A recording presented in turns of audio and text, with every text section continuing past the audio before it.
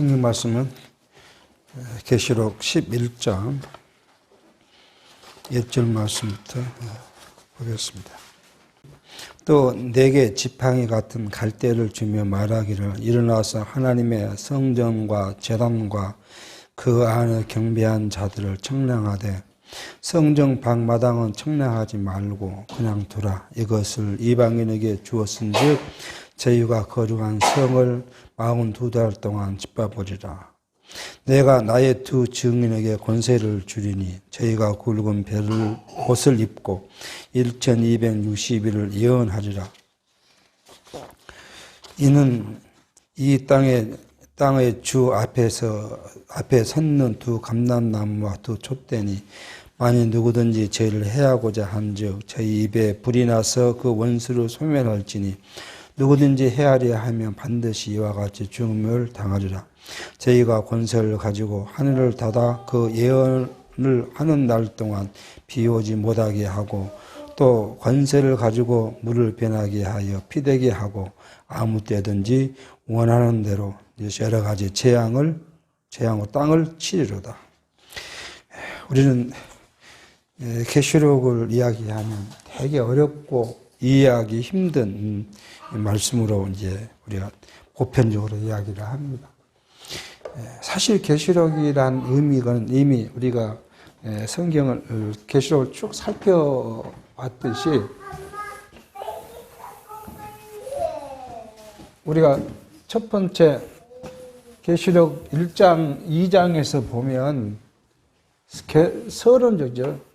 이 개요를 보면 요한계시록이란 게 뭐냐면 그 계시의 특성을 이야기하죠. 1장에서 하나님께서 7 교회에게 주시는 신령한 그 감추어진 비밀의 말씀을 주신 것이라고 이야기를 하고, 그리고 대상이 된 7 교회의 형편과 처지를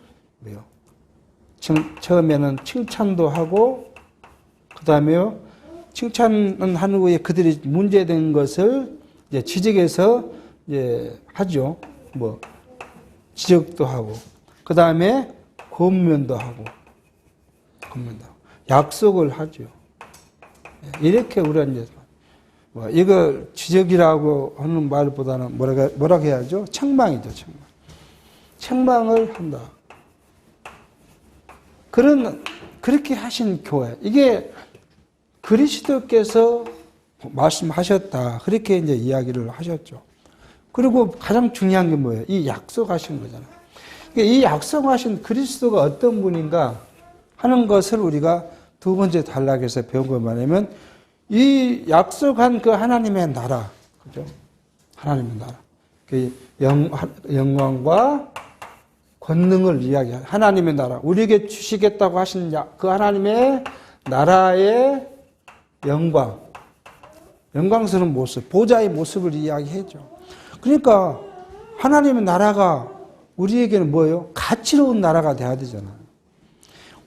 우리 한국 사람들이 선진국에 가서 이렇게 살러 갈 때는 뭐예요? 선진국인 나라가 우리나라보다는 뭔가 더 좋고 살기 좋고 보기 좋고 좋은 게 있어야 가기를 원하잖아요. 그러듯이 당시에 7 교회 성도들이 현재의 고통, 이 사람들이 당했던 것의 가장 큰 핵심이 뭐예요? 외적인 것은 핍박과 고난이었고요. 내적인 것은 부패였는데 이런 것들을 견디고 참을 수 있으려면 약속한 그 나라가 어떤 나라인가 하는 것을 보여준 것이 하나님의 나라의 보좌예요. 그 보좌를 4장에 우리가 이야기를 했습니다. 그러고 나서 이 약속을 이게 4장이죠. 4장에 하고, 그 다음에 5장에 봐서는 뭐예요? 약속하신 그리스도의 권능을 우리에게 이야기를 했어요. 그러니까 하나님, 우리에게 약속하신 그리스도는 어떠한 능력을 갖고 있는지를 이제 보여주셨죠.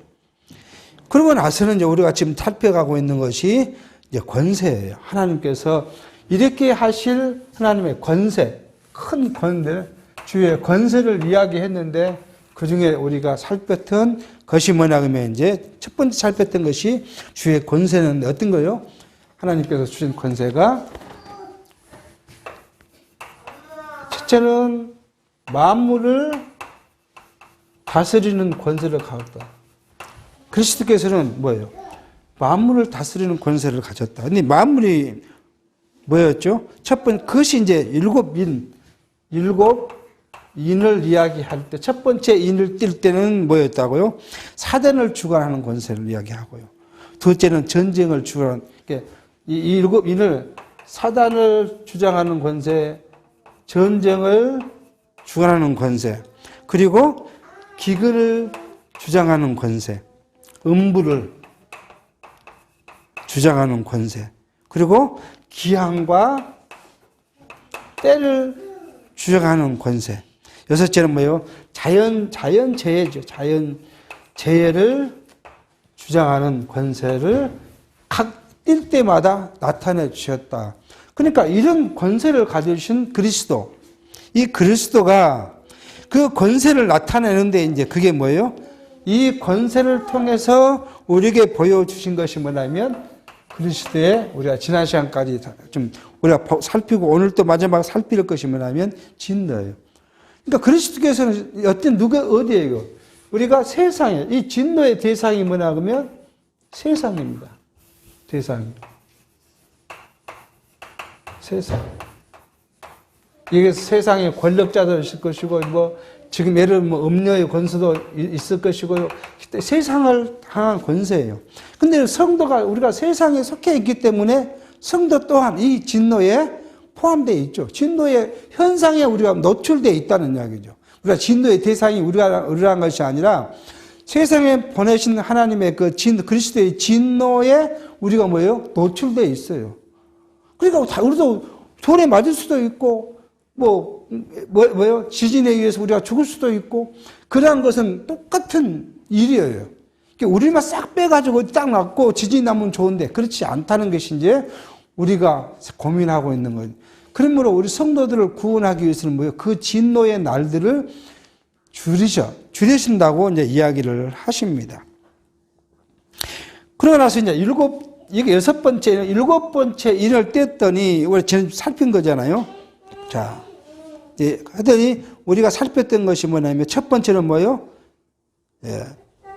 수목의 3분의 1이 말라 없어지고요. 이게 이제 일곱째 인을 띄면, 우리가 성경대로 이야기를 하면요. 나팔이 이제, 이건 1이고요. 일곱, 나팔이, 나팔 재앙이 오는데, 첫 번째가 뭐예요? 첫 번째가 오는 것이 뭐냐, 그러면 수목의 3분의 1이 이제 해함을 당하고요. 둘째로 했더니 생물의 3분의 1이 당하고, 셋째는 사람이 죽고, 네 번째 나팔을 보니까 천체의 3분의 1이 어두워지고, 자, 다섯 번째 지난 시간에 뭐예요, 이제? 황충이 와서 해를 주는데, 이게 첫째화다. 이렇게 이제 이야기를 했어요. 이 황충은 죽인 거나 쏘는데, 어떤 사람만요? 입맞지 않는 사람만 쏘라. 그랬더니 그 쏘음을 당한 사람들은 뭐예요? 죽고 싶어도 죽지 못하더라. 차라리 죽었으면 좋겠는데 그 고통이 죽지 못할 만큼 고통스러운데 사람이 죽지 않더라. 그것이 지난 시간 우리가 살폈던 것입니다. 그러고 나면 여섯째 나팔을 부니까 여섯째 나팔을 부니까 뭐예요? 사람을 죽이는 천사가 풀려나서 죽인다. 그렇게 이야기를 했어요. 죽이는 재앙이 났습니다. 자, 죽이는 재앙이었습니다. 이게 사람을 죽이는 천사가 풀려나서 사람을 죽이는 것이죠. 이게 뭐예요? 하나님의 진노의 일이에요. 이걸 우리는 지난 시간에 자꾸 말씀드리지만 성경 강론집에서는 뭐예요? 유대인에게 대상이 유대인이에요. 성령 강론 집에서는. 그리고 이 얘가 뭐예요? BC 63년에서 시작한 노마가 이스라엘을 침략한 것부터 시작해가지고 완전히 망하는 AD 70년까지에 있었던 유대인들의 그 고난을 주 대상으로 이야기를 해요. 그러면 예를 들어서 유대인에게만 그런 것이 해당되고 다른 이방인에게는 해당되지 않느냐 하는 우리가 의문점이 있을 수 있는 거죠. 왜 유대인에게만 그러면 하나님은 진노하시는? 근데 뒤에 가면 전부 뭐예요? 이게 대상이 어디예요? 세상이죠. 세상 그러니까 결국 이 세상을 뭘 해야 돼? 그리스도께 오셔서 이 진노를 통해서 뭐예요? 그리스도의 진노를 통해서 세상을 멸한다는 거 뭐예요? 사단의 권세를 무너뜨리는 것이죠. 그래서 이걸 우리는 성경 개론에서는 뭐예요? 그리스도의 승리 또는 교회의 승리라고 요한계시록의 제목을 이렇게 붙여놨다는 거예요. 근데 우리는요, 이게 궁극적으로 이게 되면 뭐가 돼요? 이루어져요? 하나님께서 통치하신 나라, 하나님은 통치죠. 하나님께서 통치하신 나라가 영원한 나라를 우리에게 이렇게 주시겠다고 약속한 것을 우리가 찾아가고자 합니다. 그런데 오늘 이제 11장 말씀이 뭐냐면, 사단에게, 이제 천사에게 여러 가지 일들을 이제 하시는데, 이런 세상을 진노하신 하나님께서는 그리스도의 진노가 있고 나서는 거기 세상에 속해 있는, 여기 세상이라고 보면요. 세상에 속해 있는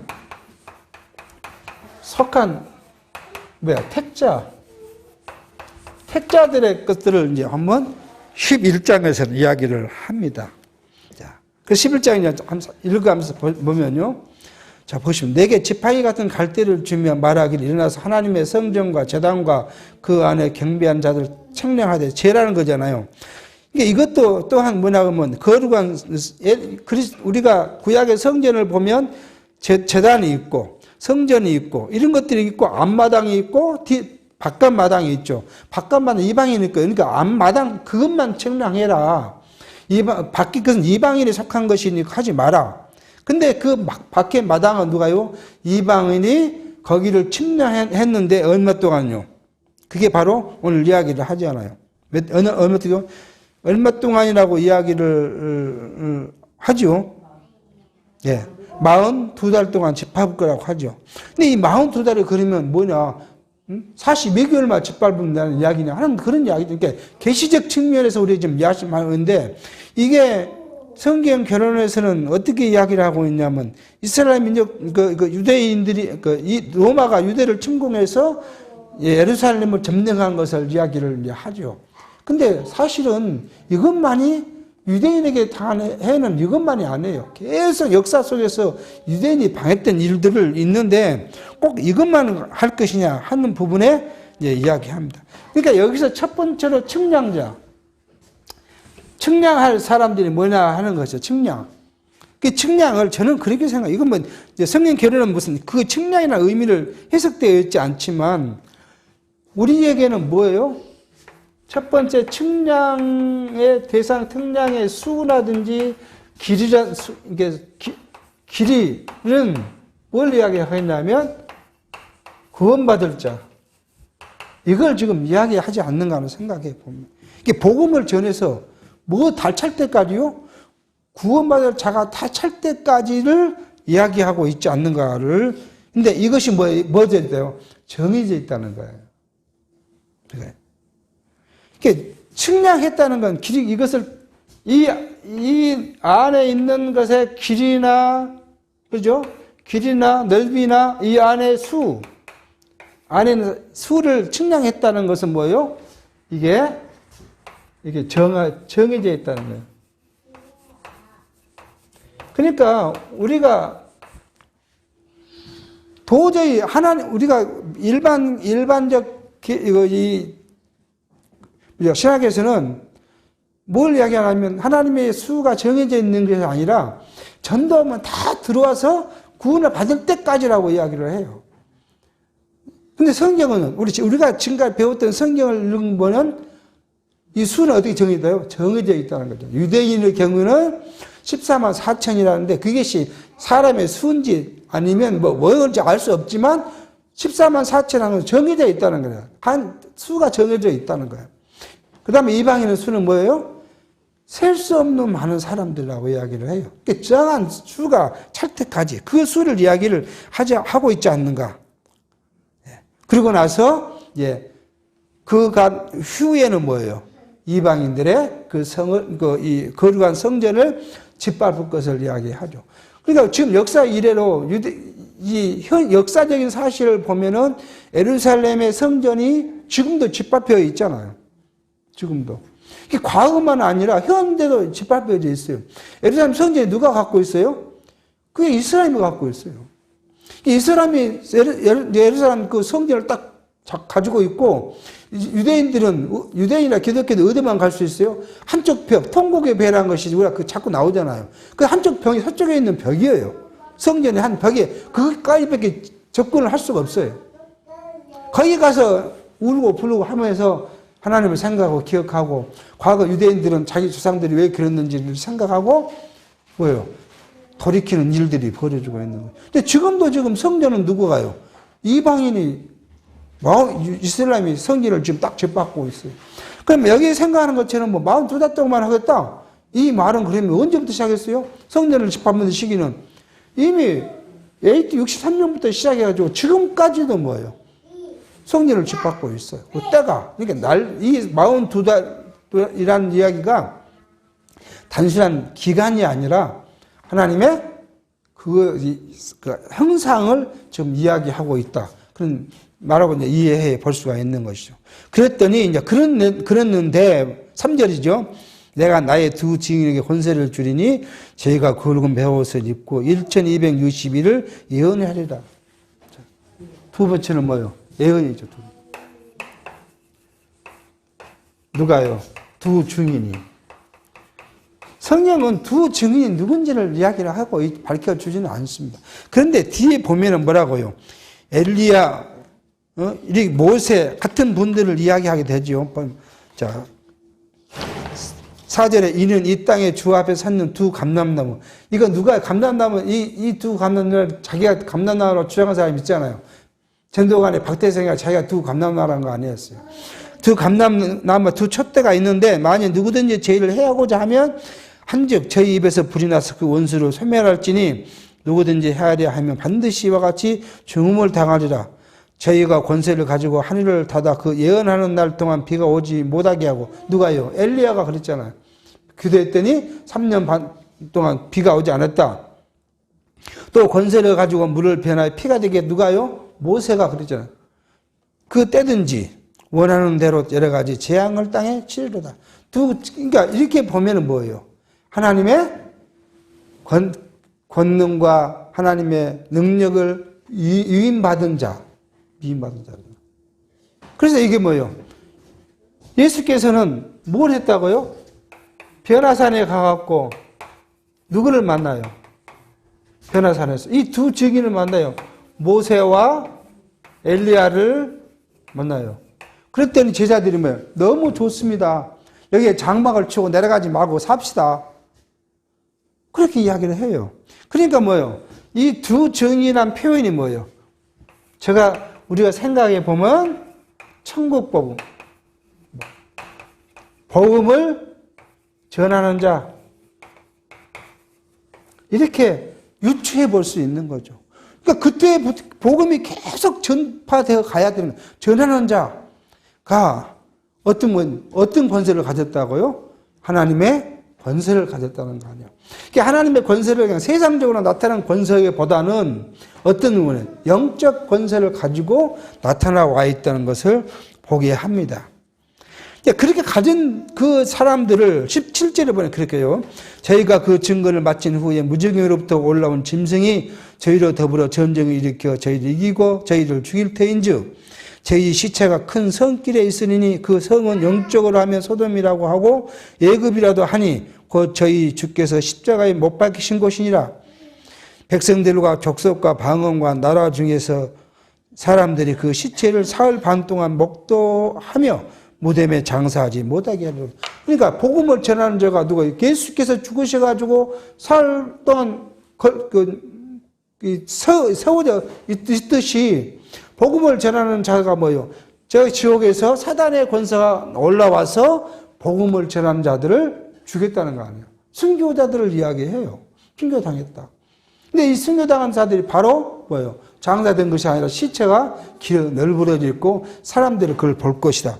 그대로 뭐예요? 우리가 생각해 보면 역사를 진행해 보면 복음을 전하는 자들이 각 시대 어느 장소에서도 뭐예요? 다 순교당하고 죽음을 당하고 그런 일들을 우리가 볼 수 있죠. 예를 들어서 우리 한국을 생각해 보면 이거 유대라고 생각해 버리면 유대만 한국은 없어야 되잖아요. 근데 우리는요.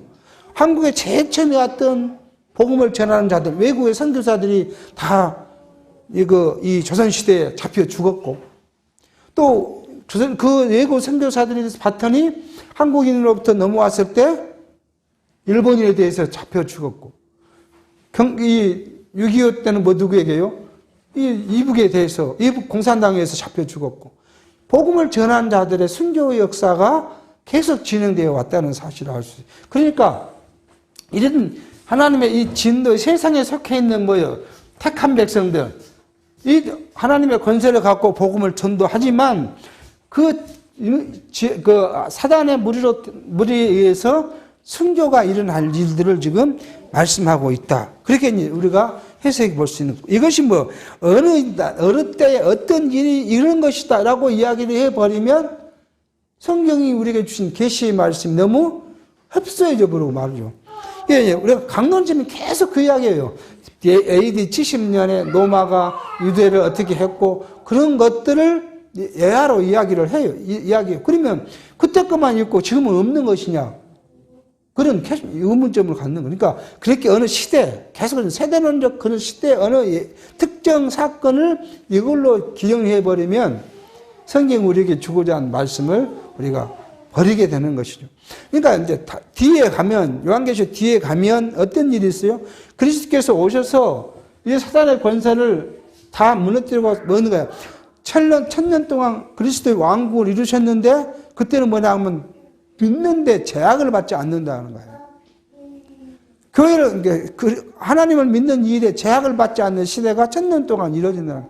아무도 말하지 않는다는 거예요. 어떤 일에도 말하지 않는 거예요. 근데 그 천년이 지나고 나면 뭐요? 지금 무중에 잡아들였던 천사를 다시 내서 7년 반 동안 누구를 괴롭혀요? 성도들을 괴롭혀요. 어떤 목적으로요? 알곡과 가라지를 구분하기 위해서. 진짜 신앙이 있는 자와 믿음이 있는 자와 그렇지 않는 자를 구분하기 위해서 7년 반 동안 괴롭히는데 거기에서 구원을 받는 자는, 믿음을 지킨 자는 하고 성경은 이야기를 해요. 그건 물론 뒤에 가서는 다시 살피를 이야기해요. 그러니까 어떻게 생각하면 지금 현대 우리 한국을 본다면 우리가 신앙생활 하는데 누가 제약을 받습니까? 예배하기 전에 잠깐 정강훈 이야기 나왔는데 정강훈 목사 같은 사람은 하나님을 니 까불지 마. 하나님 네가 뭔데 새끼야. 내가 그런 말을 한다고 누가 뭐라 합니까? 그러면 옛날 같으면 구약시대 같으면 불이 내려서 강령 살려 죽이겠죠. 근데 아무렇지 않아요. 아무렇지 않아요. 아무리 비진리를 이야기하고 하나님을 거꾸로 이야기하고 그리스도를 뭘로 이야기를 해도 요즘에 몇 년 지났죠.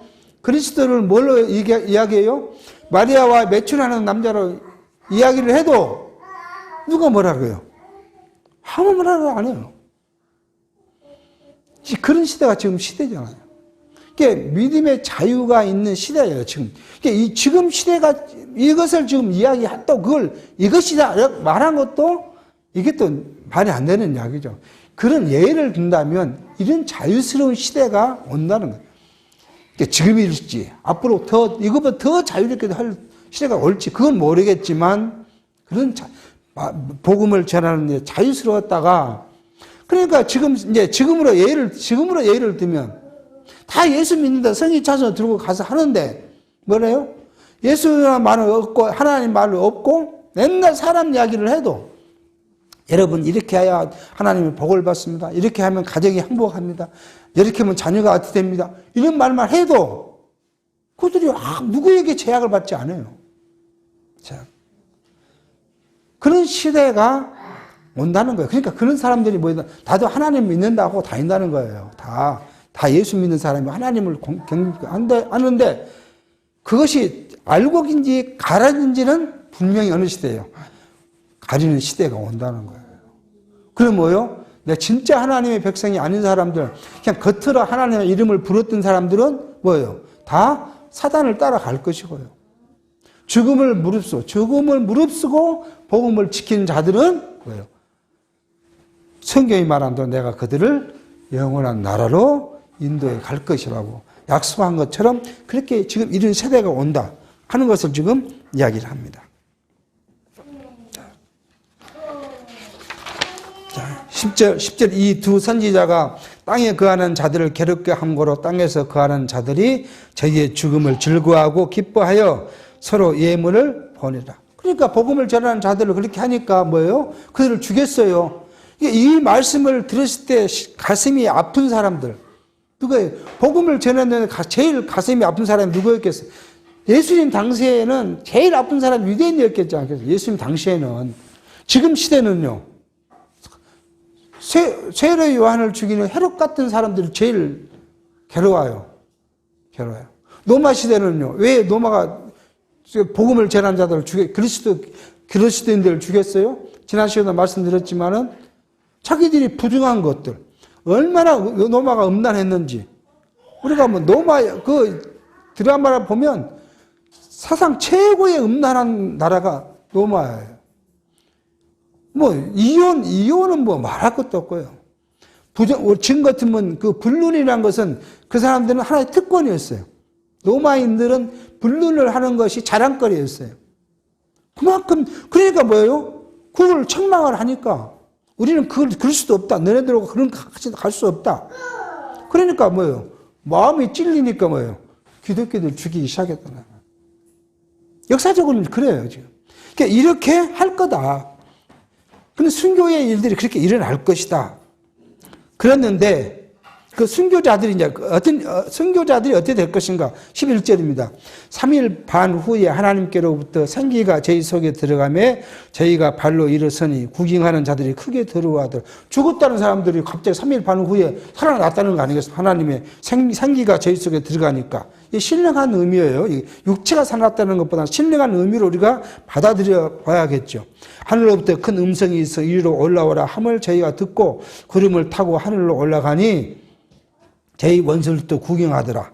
그 시에 큰 지진이 나서 성 10분의 1이 무너지고 지진에 죽은 사람이 7천이라 그 남은 자들이 두려워하며 영광을 하늘의 하나님께 돌리더라. 그렇게 이야기를 지금 하고 계십니다. 그러니까 하나님 이게 이제 마지막 때 이루어지는 일들이 뭐냐? 그 죽음을 당한 순교자들이 새로 생명을 얻어가지고 어디로요? 하늘로 올라가고. 그 광경을 봤던 모든 사람들이 뭐예요? 죽인 원수들도 그걸 보고 하나님의 영광을 하나님께 돌렸다. 그렇게 말합니다. 그러니까 이게 뭐예요?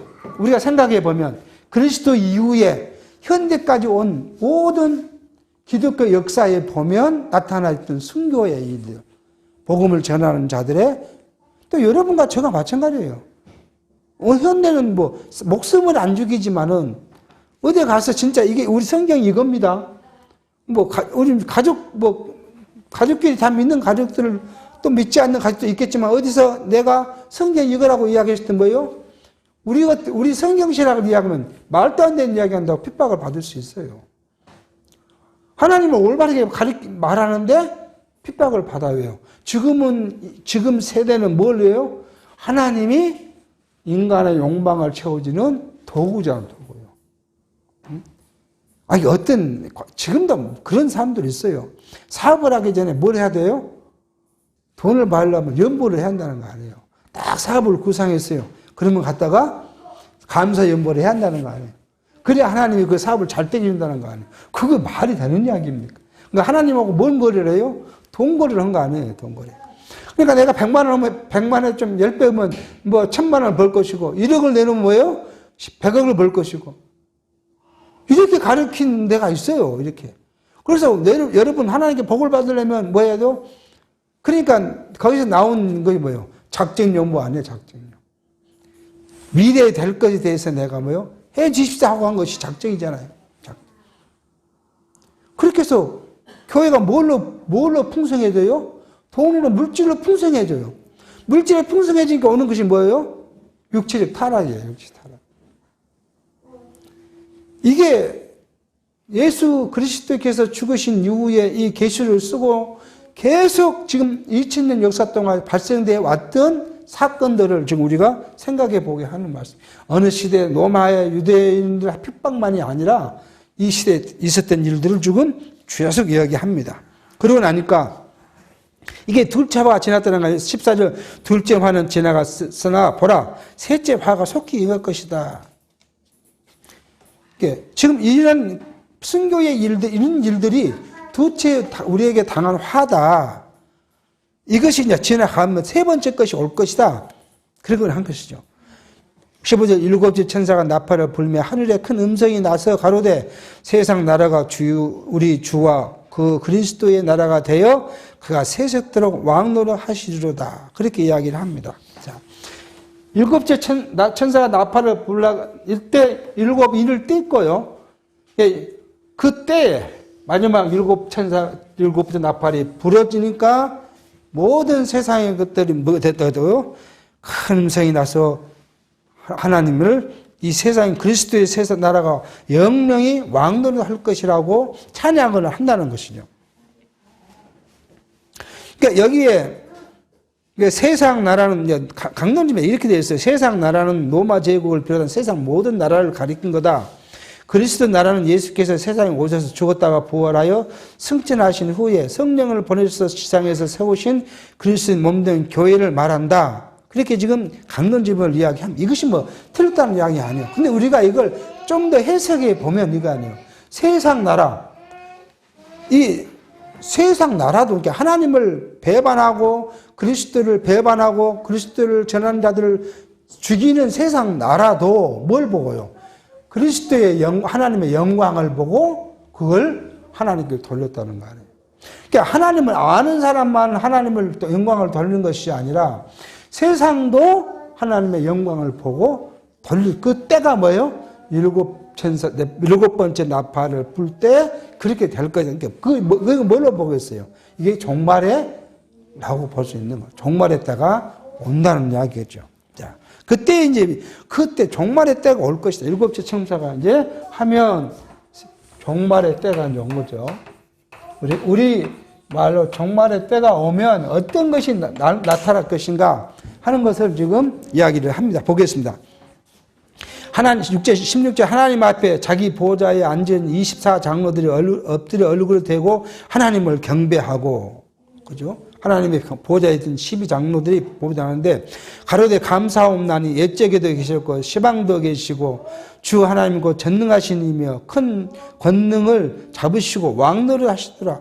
하나님을 이야기하는데 뭐요? 하나님은 언제든 옛날에도 계셨고 지금도 계시고 그만해 지금도 계시고 지금 계시는데 그 하나님 어떤 분이라고요? 전능하셨고 큰 권능을 가신 그리고 뭐요? 그 나라 하나님 나라 이게 무엇을 이야기해요? 하나님 나라에 뭐예요? 왕이다. 하나님께서는 이 나라의 왕이시다고 지금 그 경배를 드린다. 그때가 되면 18절 이방인들이 분노하며 주의 진노가 임하여 죽은 자들을 심판하시며 종 선지자들과 성도들과 또 물은 대소하고 주의 이름을 경외하는 자들에게 상 주시며 또 땅을 망하게 하는 자들을 멸망시키실 때로소이다 하더라. 이때가 어느 때요? 이때란 거예요. 세상이 막 분노하겠다는 거 아니에요. 그러니까 시편에서는 세상들은 왜 열방이 분노하냐? 하나님의 영광과 권능이 땅에 임했는데 왜 세상이 분노하느냐? 열방이 분노하냐? 왜 분노하겠어요? 자기들의 권리가 자기들의 이익이 뭐예요? 없어지니까. 뒤에 어떤 말씀은 이제 계시록 뒤에 가면 어떤 거예요? 배가 상승되니까 상사하는 사람들이 장사를 못하게 될 것이고, 배가 깨져버려요. 가게가 다 없어져 버려요. 그러니까 어떤 사람들이요? 그런 권력을 갖고 세상 물질을 풍성하게 쓰던 자들이, 이게 막 먹고 취하던 자들이 먹을 것이 없어져요. 이게 화가 나요. 장사하던 사람 장사할 것이 없어져 버려요. 그러니까 화가 나요. 마찬가지로 지금 이 말이 그 말이에요. 세상 이방인들이 막 분노하고 그리스도가 오셔서 하나님의 절이니까 우리가 어떻게 해야 한다고 그렇게 하는데 그 좀 마지막 종말 때는 그러겠다는 거 아니에요. 이때 누가요? 하나님의 진노, 그리스도의 주의 진노가 임하여 죽은 자를 심판하시며, 죽은 자가 이방인을 위한 건 영적 죽은 자를 심판하시며, 종 선지자들과 성도들과 또 물은 대수하고 주의 이름을 경외하는 자들에게는 뭘 줘요? 상 주신다는 거 아니에요.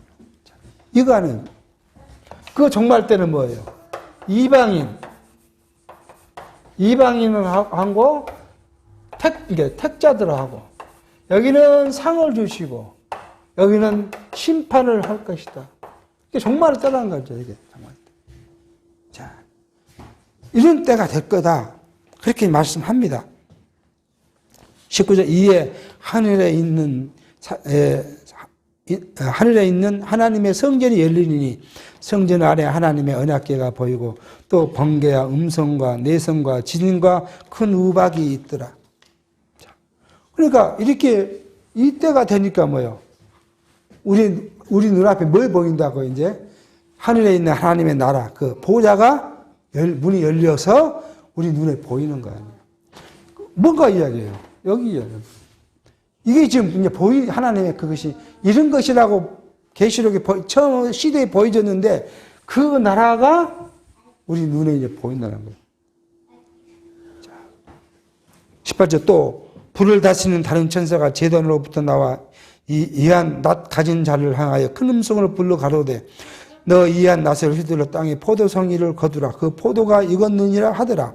천사가 낫을 땅에 휘둘러 땅에 포도를 거두어 하나님의 진노의 큰 포도주를 틀을 던지매 성 밖에서 그 틀을 밟히니 틀에서 피가 나서 마굴레까지 닿았고 1600 스나다운을 퍼졌더라. 1600 스나디온은 키로수로 하면 320km를 얘기해요. 포도주 틀에서 그게 이 저주받을 사람들을 다 모아서 죽였는데 그 피가 어디요? 320km를 흘러갔다는 거예요. 많이 흘러간 걸 이야기해요. 이게 심판이라는 것입니다. 그게 심판의 이야기들을 지금 성도들에게는요, 영원한 하나님 나라가 보여서 우리에게 기쁨과 영광을 돌리게 할 것이고, 하나님을 배반하고 성도들을 괴롭혔던 사단 권세는 뭐예요? 심판을 받고 그들이 죽음을 당할 것을 지금 말씀하고 있습니다. 이게 이제 11장의 말씀입니다. 11장은 뭐예요?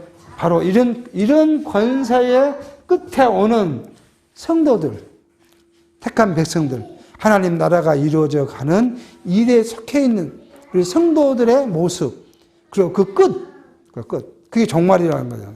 끝의 모습을 보여줄 겁니다. 그리고 나면은 12장부터 무엇을 해요? 하나님의 심판이 시작해요.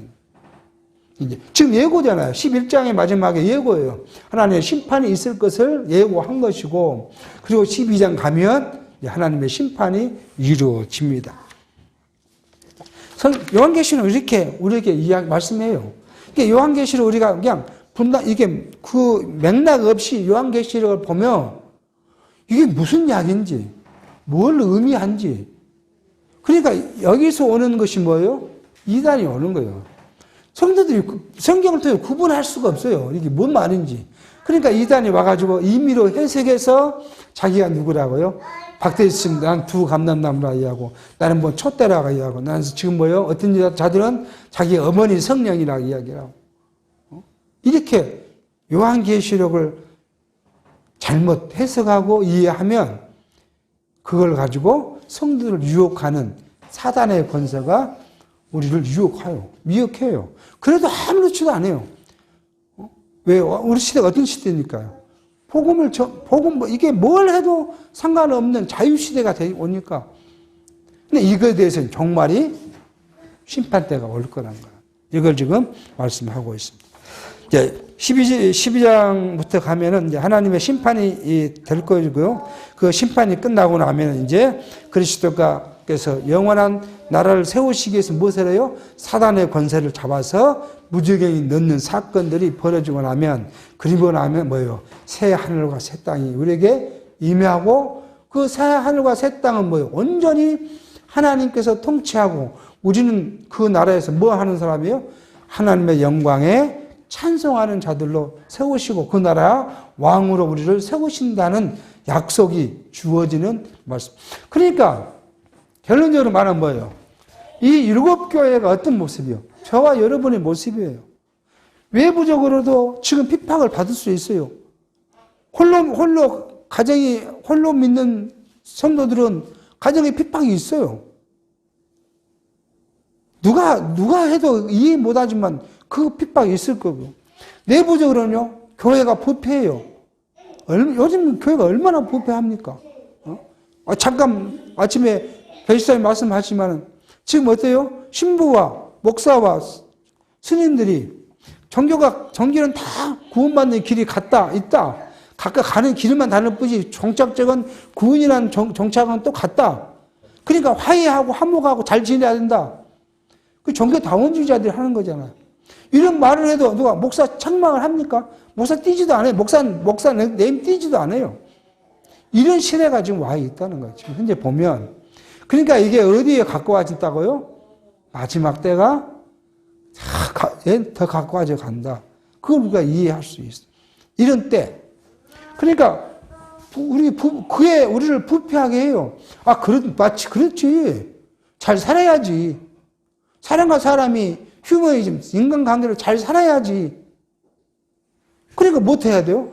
비진리도 용납하고 같이 사는 거예요. 물론 육체적으로는 종교가 다르다고 그 사람을 우리가 해하고 그런다는 이야기가 아니잖아요. 인간적인 관계하고 종교는 좀 다르죠. 그런 우리를 뭐예요? 이 나라를 약속했고 그 나라를 지금 보여주고 계시는 이 계시 말씀은 오늘 우리로 하여금 이걸 견딜 수 있는 힘의 원동력이라는 거 아니에요. 내가 이걸 해서 더 육체적으로 기분이 좋고 이걸 해서 내 육체를 더 유익하지만 뭐가 안 맞으면요, 우리의 본질적 사상, 우리 생각, 이거 뭐예요? 우리는 신앙이잖아요. 믿음과 안 맞으면 이걸 버릴 수 있는 용기가 어디서 나와요? 여기서 나오는 거예요. 이게 더 가치로우니까. 현재의 이것이 우리에게 더 가치로우면 이걸 따를 수밖에 없잖아요.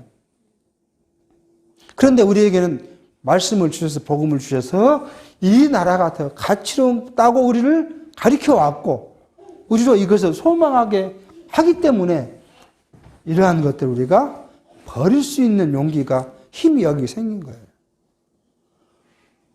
우리가 예를 들어서 오늘 일요일 날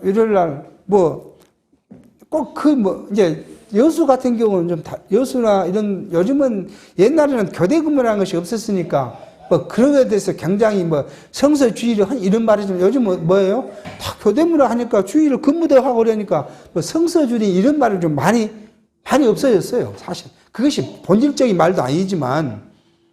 그런데 뭘 위해서요? 자기의 쾌락을 위해서 항상 이야기해요. 먹고 사는 일, 생명과 육체적인 생명. 저는 그렇게 생각해요. 육체의 생명.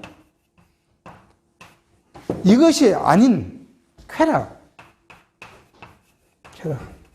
이건 우리가, 하나님이 우리에게 주어진 사명이 육체의 생명을 유지하는 건 뭐예요? 일하고 살게 했어요. 가인이 그렇게 하니까 가인한테 뭐라요? 너는 평생 동안 뭐 한다고요? 수고하고 땀 흘려야 너도 먹고 너 가족도 먹고 생명을 유지할 수 있다. 이게 하나님께서 가인을 통해서 준 우리에게 준 짐이에요, 짐. 이건 어쩔 수 없어요. 우리 주어져 있기 때문에. 그런데 이것이 아닌 쾌락. 쾌락을 무엇과 바꿔요? 하나님과 바꾸면. 그죠? 이것과 하나님을 바꿔버리는 것이죠. 근데 이걸 배제하려면 뭐가 있어야 돼요? 하나님이 이것보다 더 가치 있다는 걸 우리가 알고 이걸 가져야 이걸 배제할 수 있는 힘이 있을 거 아니에요. 그걸 바로 지금 계시록은 말씀해 주고 계신다. 이렇게 정리하면 세상을 살아가면서 우리가 믿음을 지키는 그 이유와 그 힘의 원동력이 여기 있음을 우리가 이해해 볼 수 있겠습니다.